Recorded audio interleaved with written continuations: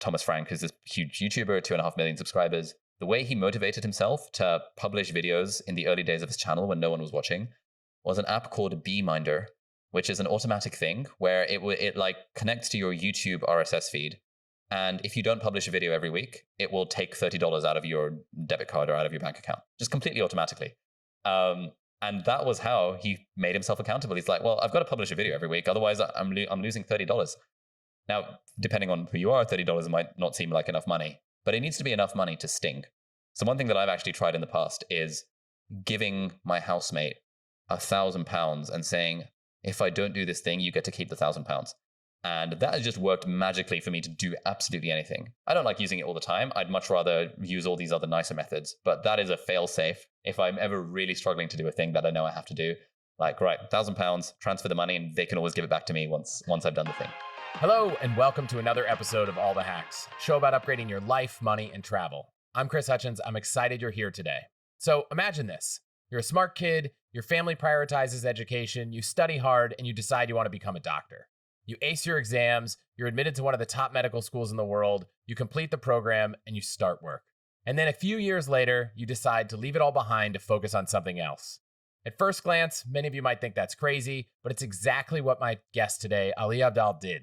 He left the practice of medicine a few years ago to focus on his exploding and growing YouTube channel and the businesses that surround it, which now has more than 3 million subscribers. On it, he talks about everything from productivity to study skills to making an impact and so much more. And if that's not enough, he hosts 2 podcasts, has 2 courses, a blog, and a newsletter. I've consumed so much of Ali's content that I'm such a huge fan of his work. So I'm really excited to talk about everything from how he got the courage to quit a successful career to double down on his passion and build a business around it, a lesson I might need in the near future.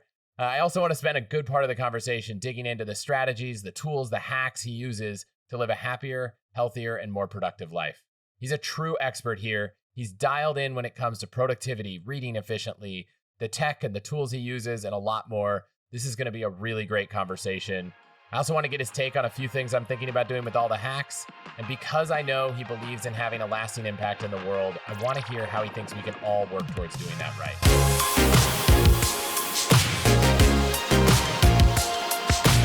Ali, welcome to the show, and thanks for being here.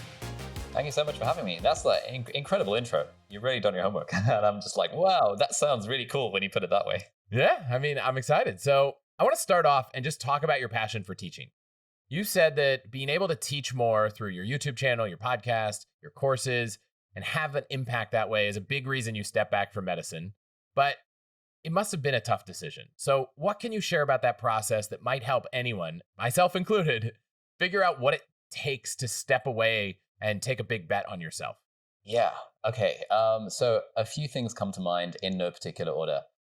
Basically, I was always trying to figure out what the hell do I actually want to do with my life. And after a couple of years in medicine, after kind of going through med school, I always kind of knew I wanted to have some level of, streams of passive income, financial independence. I've discovered the FIRE movement through Tim Ferriss's interview with Mr. Money Mustache and got straight into that. I remember I was on my general practice placement when I discovered it. And I was just like, I need to get through my patients as soon as possible so I can just read more articles on Mr. Money Mustache.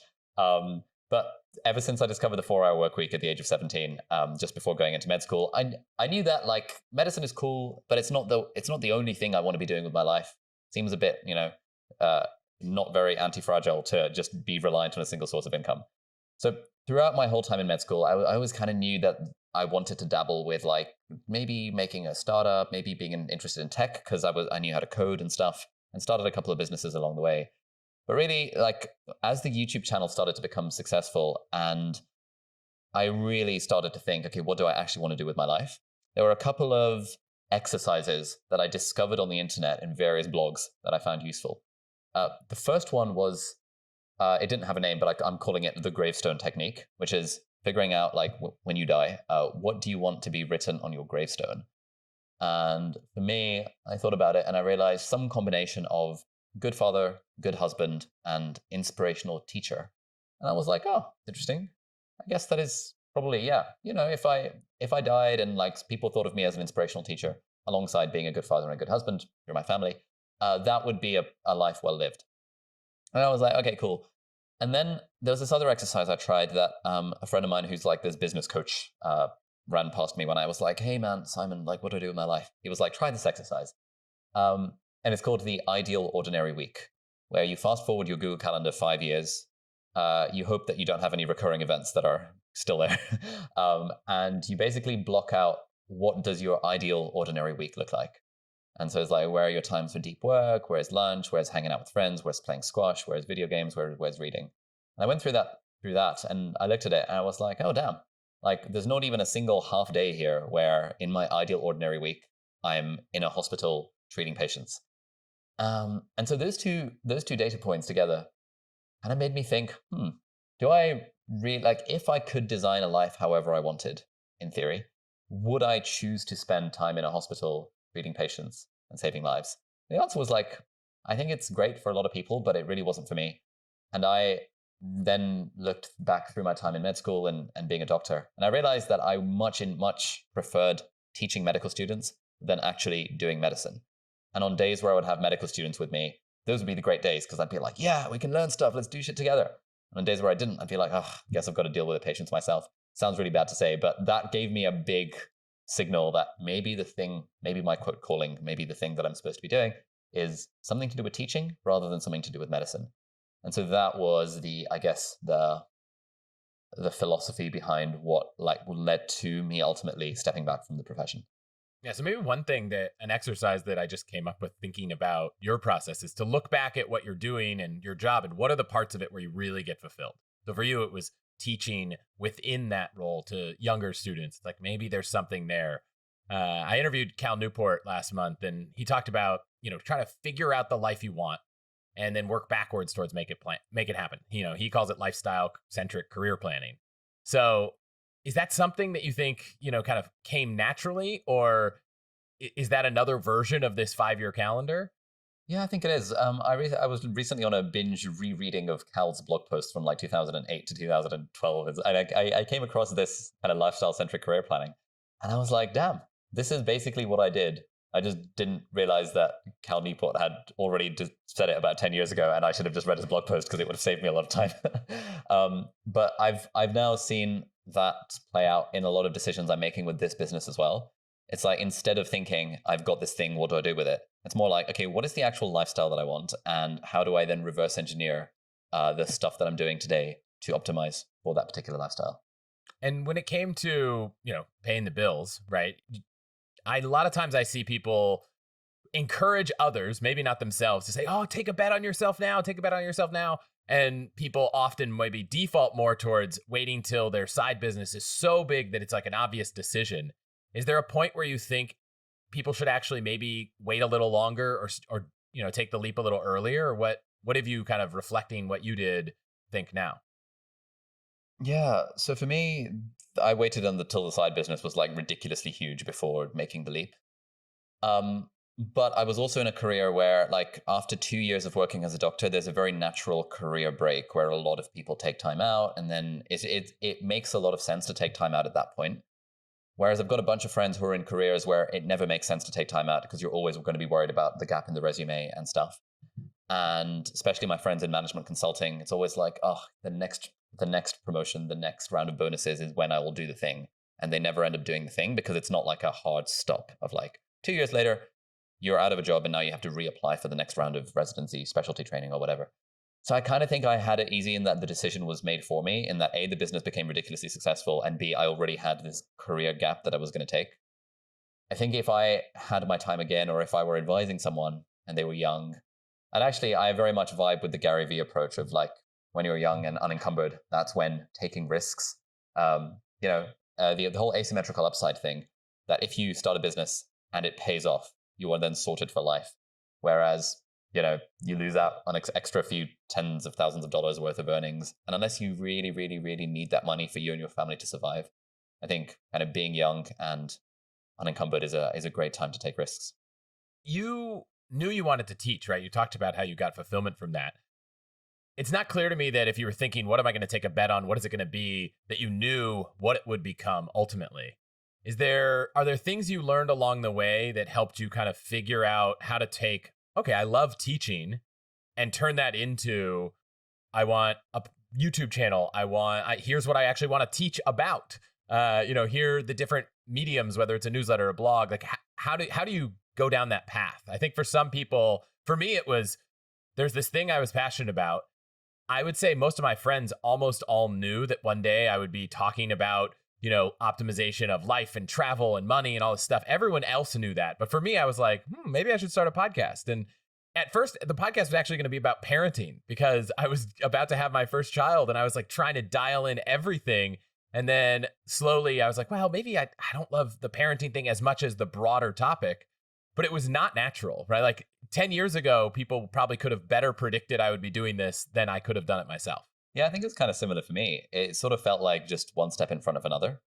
So when I was 18 years old and in the summer holidays just before going to med school, I had saved up about £1,000, so like $1,200, through private tutoring here and there for 3 years and years to get a MacBook. I was like, I'm going to get a MacBook for the first time in my life. I'm going to join the Apple ecosystem. Apple products are super expensive, but now I can finally afford it. And instead of buying the base model MacBook Air from the Apple Store in 2012, I decided I was going to go on Craigslist and find one that was more spec'd out.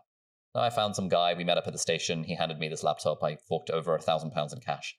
And turned out he'd actually sold me like a 4-year-old defunct model of a MacBook Air. And because I was an idiot, I kind of took his word for it, and I kind of ignored all the red flags that were there. And then I was like, oh my God, I've lost all this money. It's like, I spent a month trying to get it back and trying to geolocate his tweets to see where can I serve him papers to take him to small claims court and like sue him and stuff. And eventually my mom was like, you know what, screw this guy. You're about to start university. And she just bought me a new MacBook. And she was like, just forget about this guy, which was very nice of her. But at that point, I opened up an Evernote document, and I still got it from like August of 2012, where I said, okay, I need to make money. What are the things I'm good at, and what are the things I enjoy doing? And on the list of things I was good at, I put teaching, I put web design, and I put I did well in med school admissions exams. And I was like, sick. How do I make a business that involves teaching, web design, and med school entrance exams? Why don't I make a business that teaches courses for med school entrance exams? And why don't I make a website that like markets this nationally and undercut all the other competitors and make a website that just looks more pro than anyone else's on the market, because I could do that. And that was how my first kind of successful business started when I was at university. And then really 5 years later, I'd sort of gotten a bit bored of that business, but I was reading a lot about SEO and content marketing. And I was like, content marketing's a thing. No one is really making high quality YouTube videos teaching medical school admissions. So if I make videos on YouTube teaching med school admissions and teaching people how to get into med school in the UK, maybe some of them will convert and buy my course, so sign up to my email list. And it was like, this sort of content marketing funnel thing that I had a very unsophisticated knowledge of at the time. And that was how the YouTube channel got started. So connecting the dots looking back, it feels like, yes, of course I was going to do something in teaching, because I'd been teaching from like the age of 7. My job when I was 13 was involved private tutoring. I was always teaching medical students, and people were always asking me to explain stuff, whether it was medical stuff or like website stuff or like productivity stuff. But it was really just sort of putting one step in front of another and putting things together that ultimately led me to this point where I guess we're here chatting. But I mean, it wasn't an overnight success, right? You mentioned when you left your medical career, the channel had grown big enough that it was, an easier decision. But, there are people who have successful followings. They start a YouTube channel, they start a podcast, and overnight success. If I recall, you started with like 0 followers, 0 views, 0 anything, and had to build it up. How did you stay motivated? I know that's a grueling process. So yeah, I started with 0 followers. I mean, I think I had about 37 subscribers on YouTube just because I had a YouTube account from like 2008. So it's like 37 subscribers, yes. The way I stayed motivated was,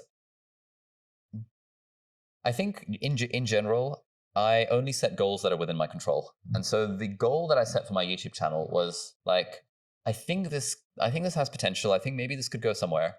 But the only thing I'm going to think about is I just need to make 1 or 2 videos every week. And I'm not going to care about the numbers. And maybe a year from now, if I can hit, I don't know, a few thousand subscribers, that would be incredible.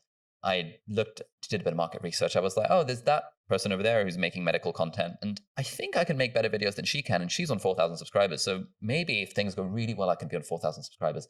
But really the goal was just one foot in front of the other. How do I just make sure I bang out a video or two every week? And by just staying true to that particular thing and not being overly wedded to outcomes that are outside of my control, like how many views is it getting or how many subscribers or revenue, that's how I stayed motivated to do it. And along the way, just found ways to make it interesting for myself. That, I get to learn editing. I get to try this new transition. I get to try this new thing. And let me try and explain this in a little bit of a different way. So goals that are within my control exclusively and finding a way to keep the process fun for myself.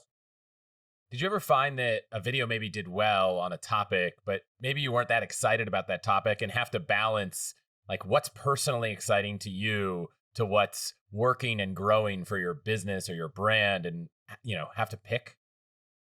Yeah, so in the early days, that was not really a consideration because I didn't have any videos that did well.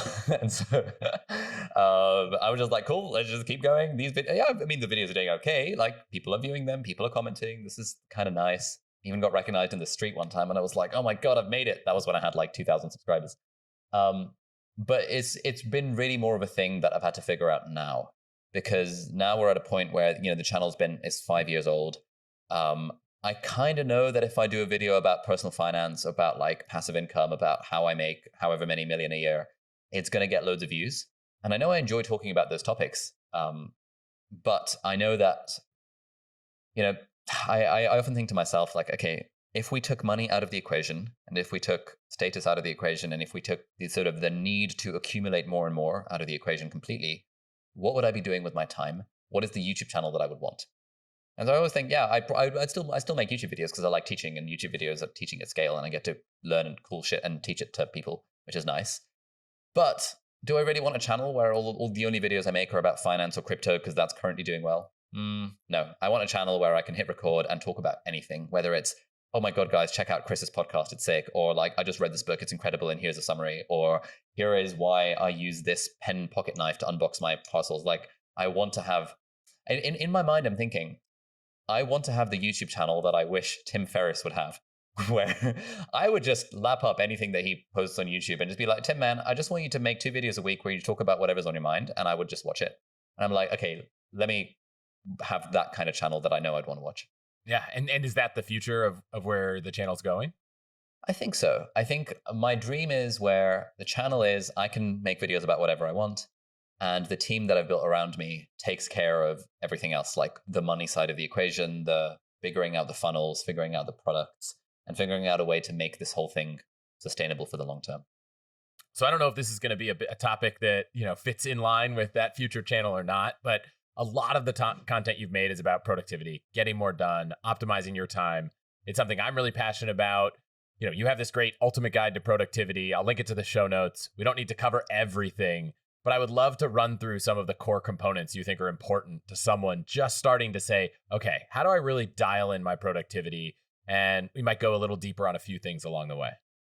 Yeah, absolutely. So like where do you start with someone saying, okay, is there an inventory someone should take? Like, what's the first step? Because some people might already be at the 201 level, the 101 level. How do you get people in the door thinking about productivity? Yeah, so I've got a bunch of different disorganized thoughts about this, but actually, I did a podcast interview with my productivity coach or performance coach. His name is Chris Sparks, earlier today, and he has a quiz on his website. It's completely free. It's called the Performance Assessment. It's on forcingfunction.com/assessment. And that's a quiz that I took 2 years ago. And it basically asks you questions like, do you have a vision for your life? And do you have goals? And do you look at those goals? And do you do weekly reviews? And in the morning, do you check your email first thing? Or do you have like a hard stop? Do you have a bedtime routine? Do you have a morning routine? And based on the answers to those questions, it basically says, okay, here are all of the things you could be doing to increase your productivity, but start with this one. And it basically orders all of the evidence-based productivity tips in order of how needle moving they actually are. And I think that quiz would be, I've been recommending it today to everyone on my team, being like, guys, take this quiz because it's actually really good. Always, like whenever I take it, it always helps me realize, I'm not doing weekly reviews. I should probably do a weekly review because it's a thing that is really, really helpful. That would be where I would start. And I kind of wish I made something like that. But in the meantime, I think that's the best resource that I can point people to. obviously I haven't taken this quiz. I probably will do it as soon as we wrap up. I'll put the link to the show notes. Let's run through a few aspects of productivity that I think I'll focus on ones that I'm most interested in, which is just not wasting time, procrastinating, pushing things off, getting distracted. What are your suggestions there? I know this was an interview I was really excited to prepare for, yet somehow, even though there was a hard start, last night I found myself going down a rabbit hole of something that was less time sensitive, but definitely interesting. Help me out. Yeah, the whole thing about procrastination. I'm in the process of writing 3 book chapters on this for my book. So I've had the whole procrastination thing in my mind and in my headspace for the last few weeks. Essentially, I think the first step is to appreciate the difference between procrastination and prioritization. Because I'm a big believer of, a lot of people will say that they don't have time to do something. I know that you aren't like that because you're in this optimization space. But when people say, oh, I don't have time to do X, I want to learn Japanese, but I don't have time. I always think, if I'm in the mode of giving unsolicited advice, or if they're asking me for advice, I'd be like, okay, do you not have time, like genuinely, or is it just not a priority? And people are like, no, I don't feel like I have the time. I work full time. I've got kids. I've got to put them to bed. And I'm like, okay, fair enough. You haven't got the time. Basically what that means is it's not a priority. Then I say something like, okay, if I gave you $1 million every time you did 20 minutes of Japanese practice, would you do the 20 minutes of Japanese practice? And they're like, oh, hell yeah. I'm like, okay, cool. So you're consciously deprioritizing Japanese because there are other more important things in your life. And that's totally fine. That doesn't mean you're procrastinating from this thing. So there's no need to beat yourself up about it. It just means it's not a priority in your life. And then people are like, okay, cool, that's fine. But I have this thing that is a priority in my life. And then that takes us down an interesting conversation of like, how do we actually prioritize things that we say are a priority? I feel like I wonder if you're like this as well. I feel like it's easy to give advice and then we just don't take our own advice. So when it comes to book writing, for example, literally last week, my editor and I had a call and I was like, yeah, she was like, how's progress on the book this week? And I was like, oh, stuff came up. Oh, this happened and that happened and this happened.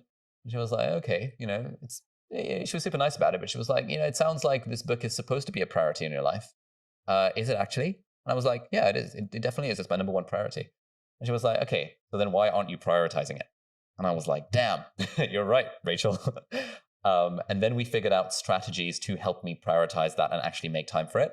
And happy to go over the strategies, but those have really helped. And in the last week, I've been able to make so much more progress than I did in the last month. Yeah, let's get into it. I know the number one thing that is like my biggest satisfaction when I get an email from a listener is like, I took all these notes of tactics listening to this episode. So let's get into all of them. Basically, 3-part way to approach this equation.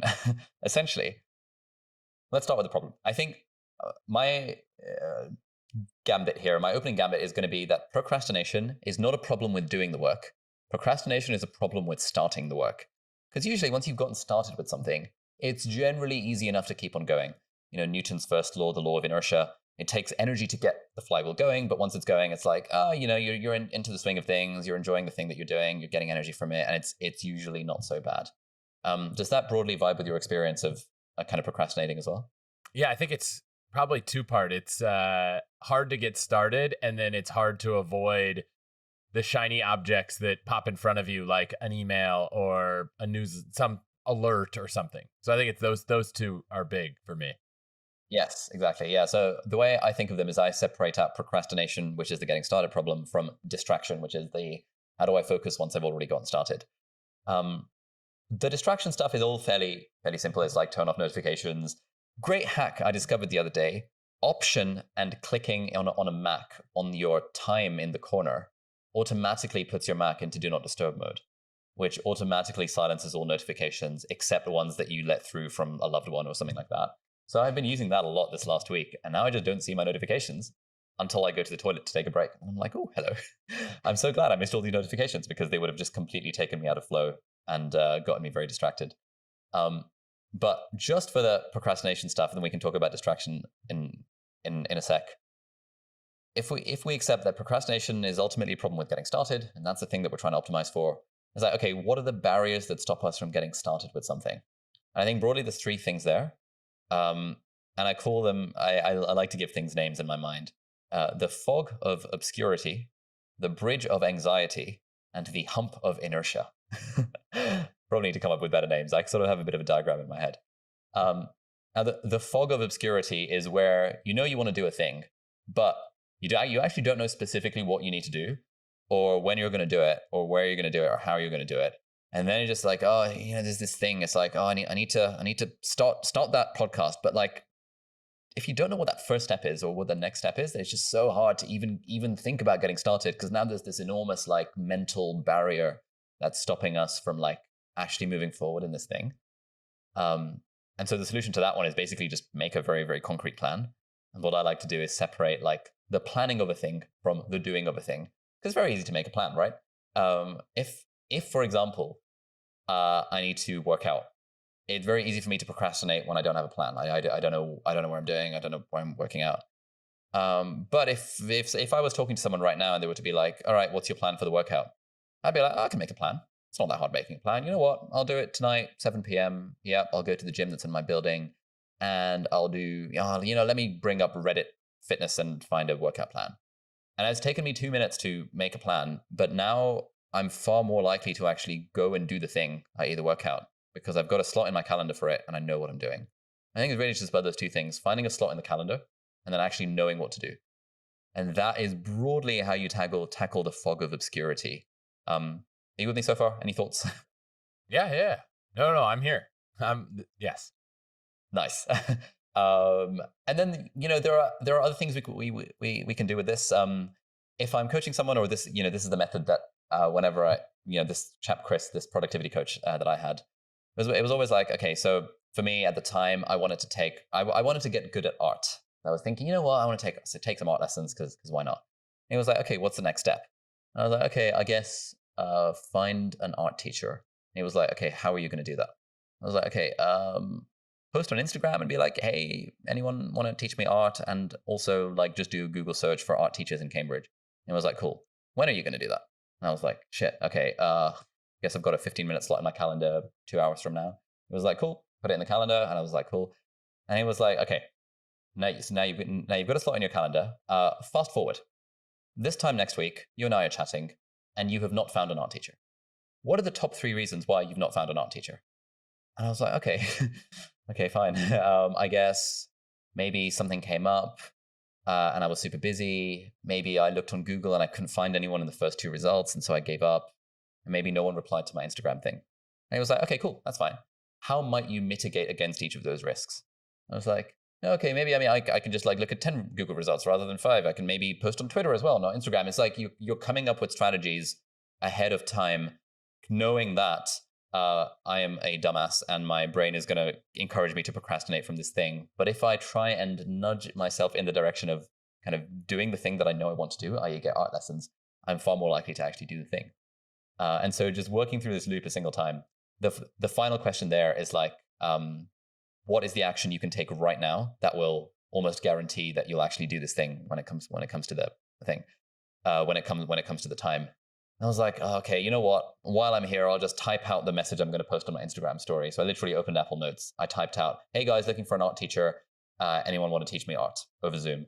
And then when it came to 2 hours later, I just copied and pasted that onto Instagram, and now I found an art teacher. And just through that one action, I'd been procrastinating from taking art lessons for 3 years at that point. But all it took was a conversation with a guy who I paid a lot of money to ask me a basic question of, what are you doing? When are you doing it?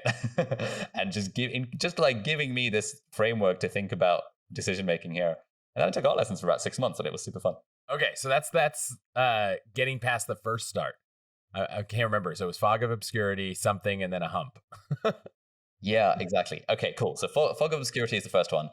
You've gotten over the fog of obscurity when you have when the thing that you're trying to do, you've got it in the calendar and you know what you're doing. That's all you need.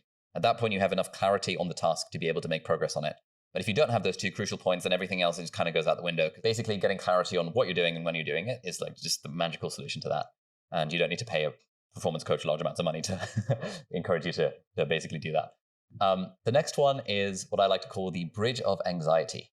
And this is where we appreciate that a lot of procrastination doesn't come from not having the time to do something. It comes from actually like our emotions that get in our way. And there's a researcher called Tim Pychyl who has a great book. I think it's called The Procrastination Puzzle, which is basically all about the emotional side of procrastination. And he researches this and talks about all the different emotional barriers that get in our way. And so, for example, if, the example I use a lot is people who procrastinate from starting a YouTube channel, for example. And it's like, yeah, I know that I've got my time slot and I know I just need to film this video because I've taken Ali Abdaal's course on YouTube or whatever. I know I just need to film the video. But you're in the time slot and there's something that's stopping you, something that's holding you back from doing this thing which you claim to want, crucially. And it's like, what's going on there?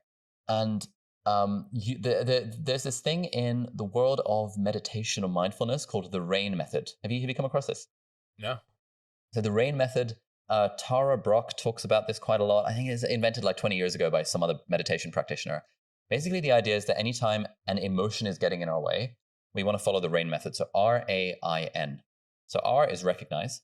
So recognize that what the feeling is that's getting in the way. In the case of I'm struggling to start my YouTube channel, I'm struggling to post that video, it's probably some kind of fear, or rather some kind of anxiety. Because I'm going to cite Brené Brown's Atlas of the Heart, which defines fear as like when there is a threat to your survival right now, and anxiety as there is a potential threat to your survival at some point in the future, maybe. And so no one ever procrastinates from running away from a lion, but we procrastinate from public speaking. We procrastinate from starting the podcast, from writing a blog, from putting ourselves out there in some way, because we perceive that there is a potential threat to our survival, i.e. our social status within our group, at some point maybe in the future. And just recognizing that as a thing that like, yeah, I don't want this video to go out because I'm afraid of what people will think of me. Okay, cool. We've recognized the emotion that's getting in our way. Then we have A for allow, which is basically that's totally fine. I don't need to moralize. I don't need to beat myself up for having this emotion. I just, but yeah, I have a fear that people are going to look down on me if I start a TikTok page. Because I feel that people are going to judge me, and I feel that that's going to be really bad for my social standing in my group, and that's totally okay. I'm human. Then we have I, which is investigate, which is like getting curious. I wonder where this feeling is coming from. Why do I feel like if I started a YouTube channel, or if I started a podcast, or if I started talking about airline point hacking on a podcast, that suddenly it would be a bad thing? I wonder what's going on there. And that's where you just sort of take a few minutes to explore your feelings around that thing. And then N stands for either nurture or non-identification, depending on who you ask. And basically what that means is just this appreciation in the world of meditation and mindfulness that we are not our feelings. Just because I have the feeling of fear does not mean I am that thing, and does not mean necessarily that I need to let that hold me back. And this idea that like the way you feel about something actually doesn't really have any bearing on whether you do the thing or not. I might not feel like going to work in the morning, but I'm going to go to work anyway. I might not feel like brushing my teeth because I can't be bothered, but I'm going to brush my teeth anyway. Similarly, just because I feel the fear of starting my podcast and talking about airline point hacking, that doesn't necessarily mean like I have to identify with that. I can choose to act in spite of that fear. And so that's where we kind of go a little bit like emotional and a little bit like trying to figure out. And I've got a bunch of sort of more specific things, but I think that's the general kind of RAIN method for dealing with any kind of emotion that gets in our way. Okay. I'm practically thinking about a few ways that I would have used this. I feel like the one place where I get stuck is like, I'm trying to get a specific person to come on the show, and what's the email say? When do I send it? And then I end up just sending the thing that I drafted like 2 weeks ago. And now I'm just like, I just waited 2 weeks to do the thing I was already going to do. And so I'm trying to struggle with, because it's not writing it. I've even written the email. It's like trying to figure out, is there a more optimal way to do something? Maybe I can find a friend who knows the person and that would be better. So I should hold off. And, but I don't think even doing it precludes you from finding another path if it doesn't work. So I think I just need to like zone in on why I'm not doing it. No, exactly. Yeah, I think that's interesting. I think that there's another point here. Again, it's fresh in my mind because me and Chris were talking about this. So Chris, this productivity coach who I interviewed, is a professional poker player, and I was kind of asking. We were talking about kind of lessons he's learned from the world of poker that apply to life. And there's a concept that apparently people who play poker use, which is the idea of expected value, which you and some listeners might be familiar with. Basically, the magnitude of the outcome you want, like how good is this thing? Will this thing make me $100? Cool. And then multiplied by the probability of the thing happening. So if I've got a 50% chance of making $100, the expected value of every time I flip the coin is $50, for example. And expected value, poker players shorten to EV, because people like these sorts of acronyms. And whenever poker players are making decisions, they're like, oh, it's either a plus EV or a minus EV decision. That is the expected value positive, or is it negative? And what they mean there is that if I did this decision every time, would I expect to come out on top, or would I expect to not come out on top? Now, in the case of you're sending an email, that sounds like a pretty plus EV decision, because like if you were to send 100 emails, maybe a handful of people reply to you, but it's not like there's any real downside. And so thinking of decisions in terms of, rather than being wedded to the specific outcome of this decision, that, oh, I really want this person, how do I reach out to them? I remember the email you sent me, you were like, yeah, I was kind of procrastinating a bit. I was kind of thinking I just owned the feeling in the email. I was like, that's kind of funny, because I have that same feeling. I'm always like, oh, maybe, I couldn't possibly just cold email someone. I've got to find some kind of way of like DMing them on Twitter in some way and getting them to follow me. And it's just all, it's plus EV. Like sending a cold email is always a plus EV decision, because there's literally no downside to it. And chances are, if someone didn't respond to the email, they either didn't want to talk to you or didn't see it. So if you reach out to them through some other channel, if they didn't see it, maybe it'll work. If they didn't want to talk to you, they probably won't respond there either. So like, I don't know. I'm coaching myself through this conversation. Okay, let's hit the last one. The last one is the hump of inertia. And that is this recognition that, like, for whatever we're struggling with, whatever we're struggling to get started with, there's always a little bit of a push of energy that we need to get started with the thing. Now, the question is, like, how do we get there? Like, once we've got the clarity on the thing, once we've tried to figure out what our emotions are getting in the way, at some points, some stuff is just kind of boring and you just kind of have to do it. So, like, how do you nudge yourself to just get started?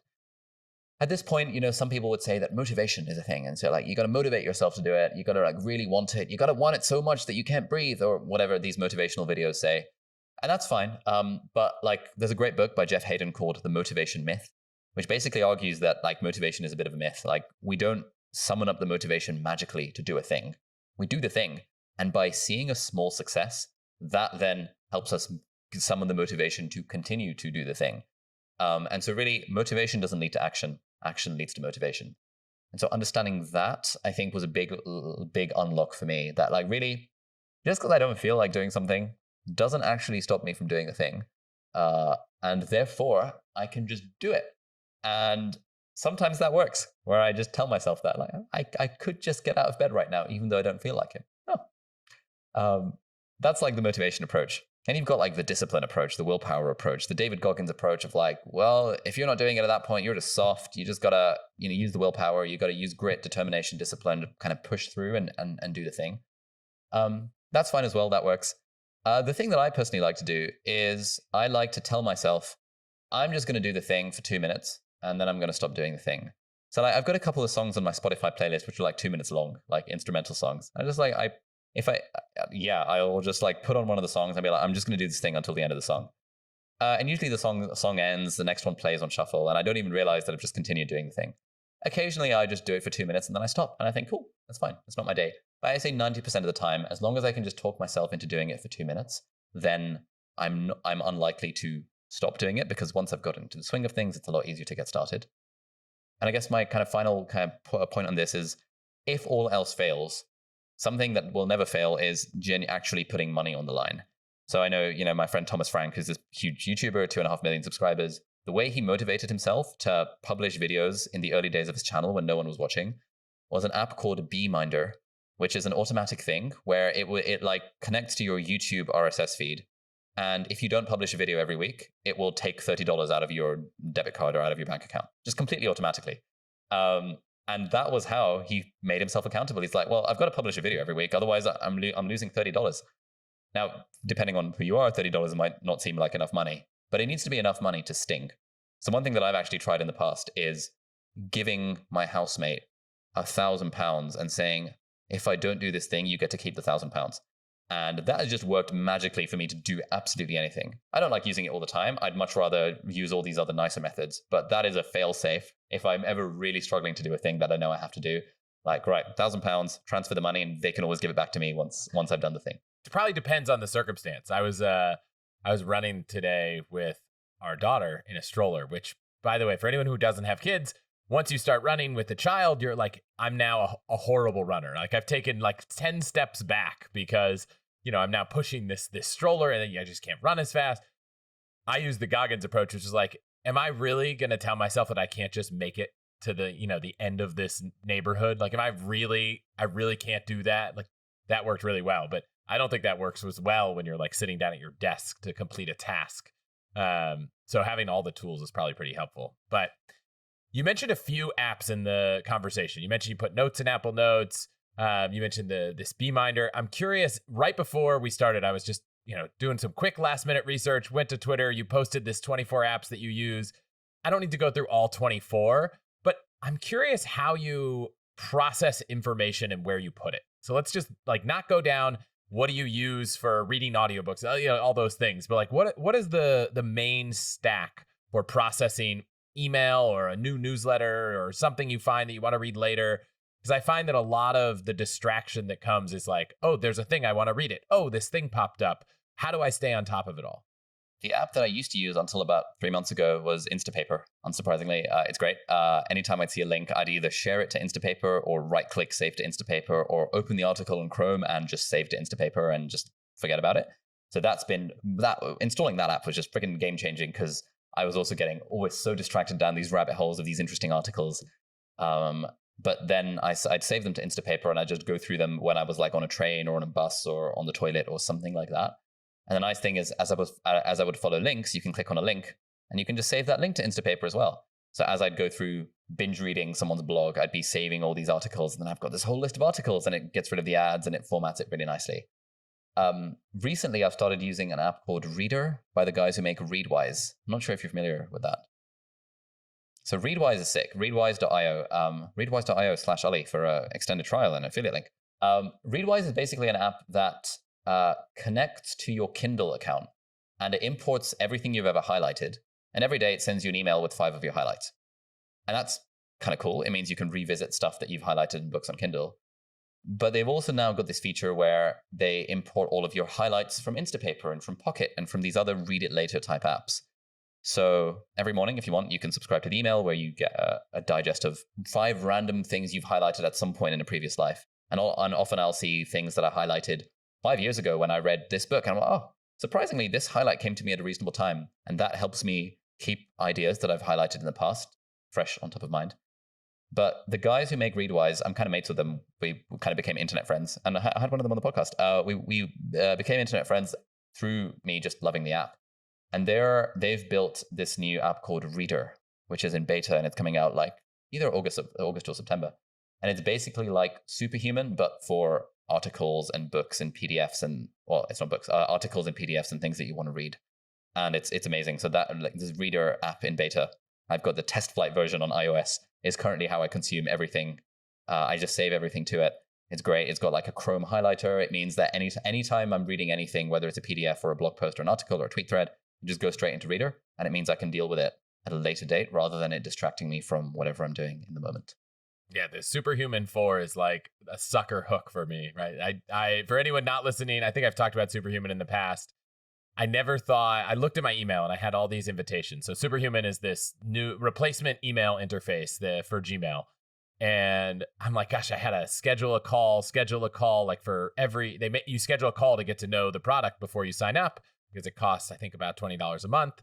allthehacks.com/superhuman, affiliate link on my side for a free trial. But I never did it because I never wanted to take the plunge because I was like, really, I'm going to pay for email. Like, this is crazy. And then finally I was like, okay, I'm just going to try it because I do a lot of email and there was one feature I needed and Gmail didn't have it. And the feature, which is probably not important to that many people, is I wanted to look at emails I'd gotten from listeners and people and see all the other emails they've sent. And Gmail has this feature, but it doesn't work if you have aliases. So for my Gmail, I send from my personal email, my work email, all this stuff. Gmail only works if that email came to or from the core Gmail account, and Superhuman did the other thing. And so what I wanted to be able to do is know if we've talked about something in the past and all that. So I was like, I'm going to try it out. And now it's like magical, right? Like setting up different snippets to auto send things, it's just like changed everything. So when you say this is like Superhuman for this, I'm like, where's the link? I want to install it. I'm going to pay for it. It's great. Yeah, I can hook you up with beta access if you'd like. I can do an email intro to the guys. I think you'd really like it. Yeah, that would be great. What are there other apps like that have kind of changed your productivity stack, make you operate more efficiently that, are not the obvious?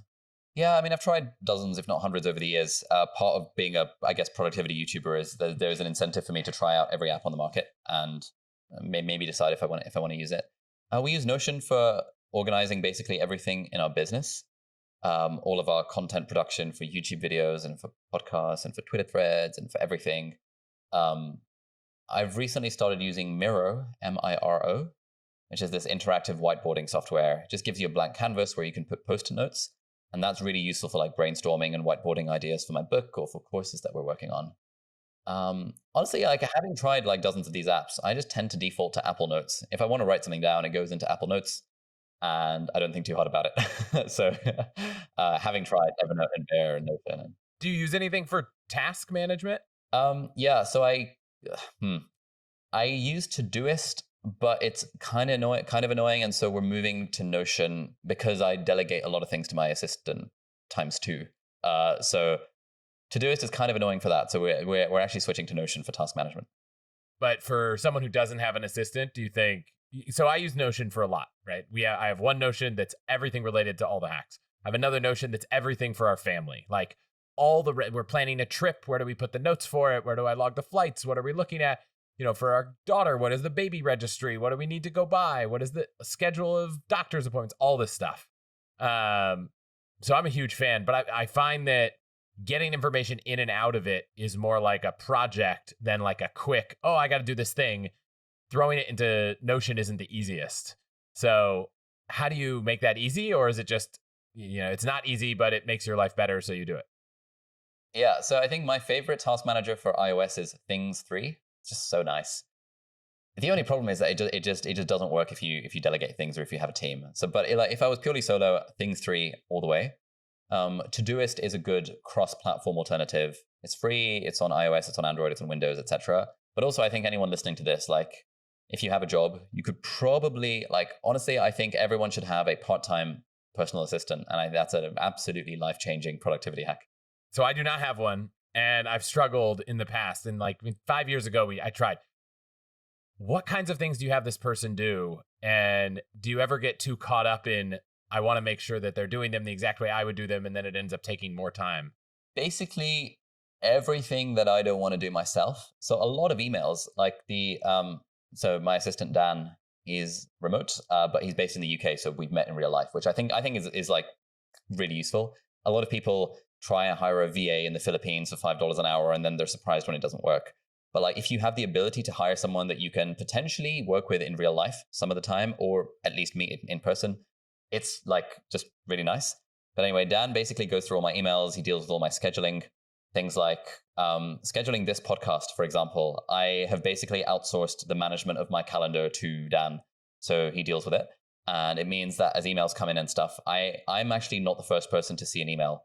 I'll see the Superhuman notification on my phone, and if it's something like really interesting or really urgent, then I'll reply to it there and then. So yeah, scheduling and emails is a big one. But just like beyond that, there's a lot of random admin tasks in life.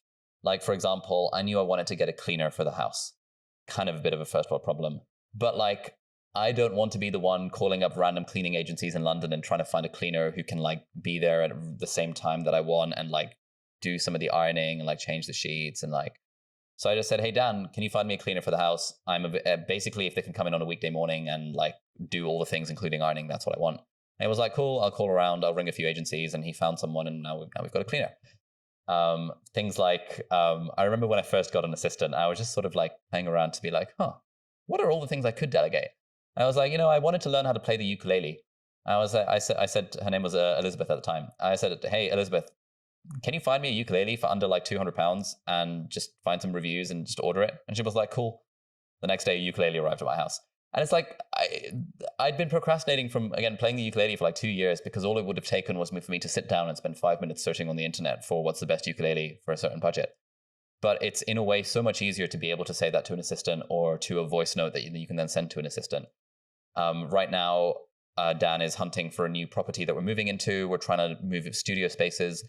ringing up estate agents and dealing with like booking viewings and arranging viewings. Dan is doing all of that, and he's just getting them to send us WhatsApp videos so that I can spend my time doing things that I actually want to be doing, like talking to you on this podcast, or like making videos, or like writing, or things other than dealing with the hours and hours of admin it takes to book viewings for a property in a market where properties are moving fast. So almost anything within reason can be outsourced to an assistant. Have you done a blog post or a video on how to use an assistant and all the tasks you could use for them? No, we're working on it. I have this course idea in my mind that we've sort of fleshed out. It's going to be called something like The Life-Changing Magic of a Personal Assistant. And I want to make videos and blog posts and tweets and all of this stuff about it at some point soon. And for someone who hasn't gone down the path of how much this could cost, like, you mentioned you could go to the Philippines, it's super cheap, like where you don't need someone full time, right? This is something you can kind of start at a pretty low cost and add a lot of scale. Yeah, I've been telling all my friends, 4 hours a week will completely change your life. And if you can find someone for like, someone local here in the UK, £15 an hour. So that's like $20 an hour for 4 hours. That's like $80 a week. And people are always like, oh, that's like $320 a month. That's so expensive. And I ask, okay, like, this is not for students who are broke. It's for people who have real jobs. It's like, what's your actual hourly rate? Like, you're doing the whole Naval thing of like, what is your actual hourly rate? Should you really be the one to do this thing that you don't want to do? But also the other way of thinking of it is like, if you could free up 4 hours of your time to, for example, spend with your family, how much would that be worth to you over the long term? It's like, okay, probably worth more than $20. Great. So now that it gives you an idea of how much it would potentially be worth hiring an assistant for. I'm so bullish on the part-time personal assistant thing. I think it's great.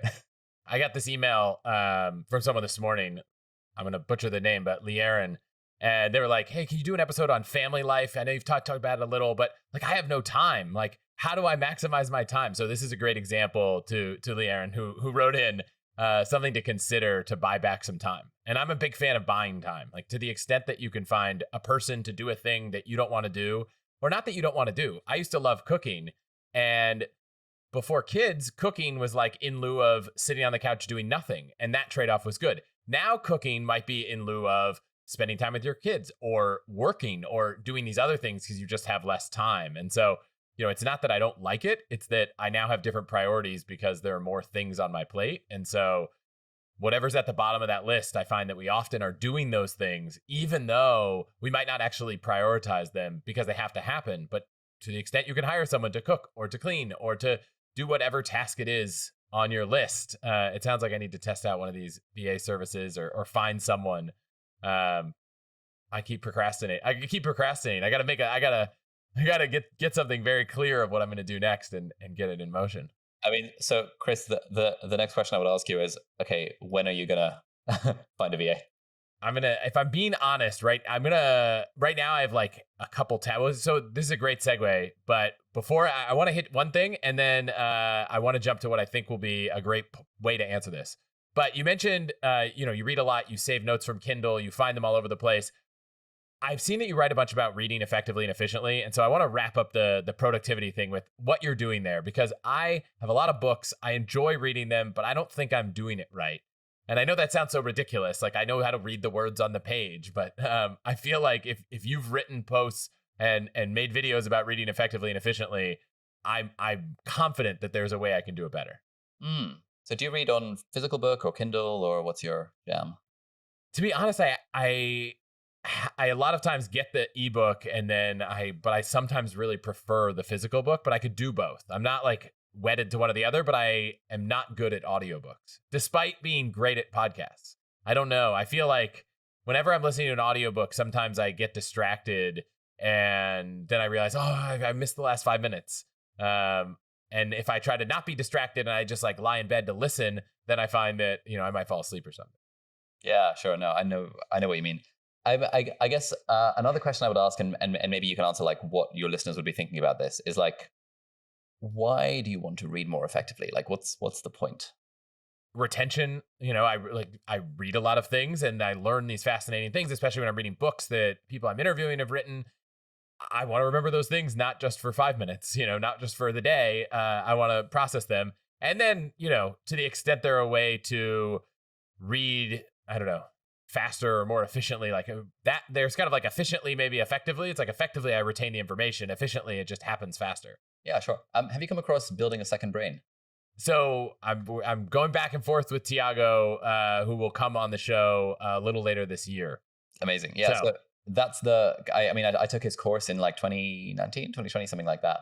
And that introduced me to a lot of ideas around retention of stuff and taking information and doing useful things with it.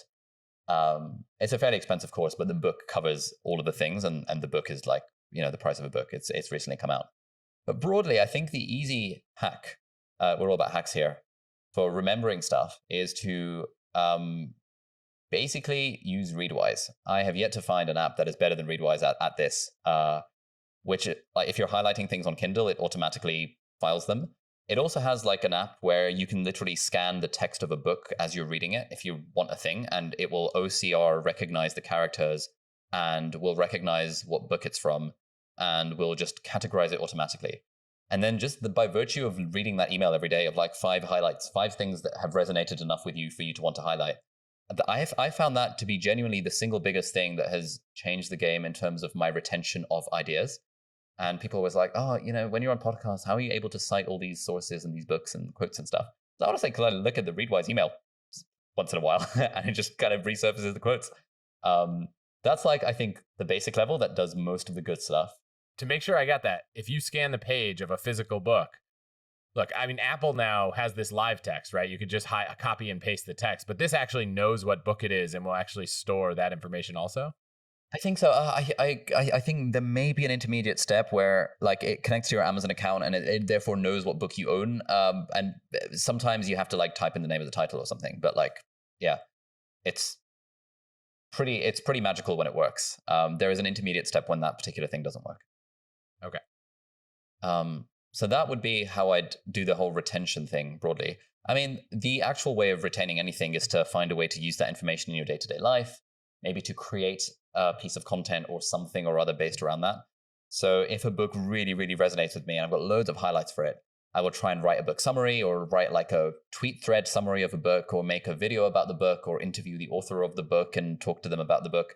Just some kind of output that creates this tangible thing, which is a reason to actually bother retaining the stuff.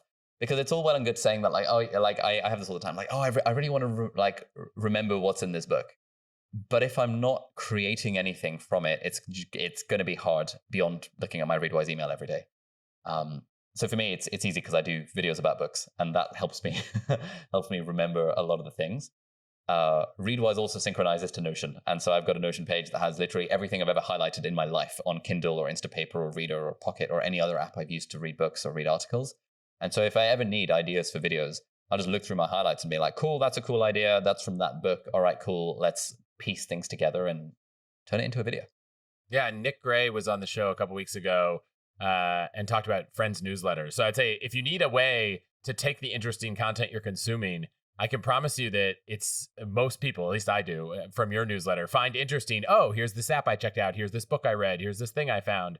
And so he proposed that everyone start a Friends newsletter that's just, send your emails, friends an email, whether it's weekly, monthly, quarterly. And I feel like that would be a great place to put this stuff and reinforce it, which will help you remember it. So nice. There's one tip from that episode. I always try to wrap these conversations up with asking, people love to travel and listen to the show. And they always say, I started doing this thing where I ask everyone I interview to pick a city they know well. Maybe London for you, and give people a suggestion of where to go. Where would you recommend someone who hasn't been to London, or if there's another city you know better, go for a meal, have a drink, and something unusual to do that isn't the obvious. Nice. So I would actually go for Cambridge. So I spent 9 years in Cambridge, which is just an hour north of London. That's where I went to university, where I worked as a doctor, and where I spent a year of pandemic trying to grow my YouTube channel. The nice thing to do in Cambridge is go punting. You get these little boats. You sort of get this rod, and you sort of pull yourself along the river with a rod, and it's super nice when the weather is good. And then there's this restaurant, this cafe called Fitzbilly's, which does a really good afternoon tea. So you can have tea with scones and jam and clotted cream, and it's a very nice British type thing. And you like punt along the river, and then you have your tea and scones in Fitzbilly's, and it's a great vibe. Fantastic day out with the family. That's exactly what I'm looking for. Okay, last thing, where should people find everything you're working on online? So probably my website, aliabdaal.com, or my YouTube channel. If you just search Ali Abdaal or Ali or something on YouTube, it'll come up. Awesome. I'll link to all that, and we got a lot of links from this episode in the show notes. Thank you so much for being here. Thank you so much for having me. It's been a pleasure.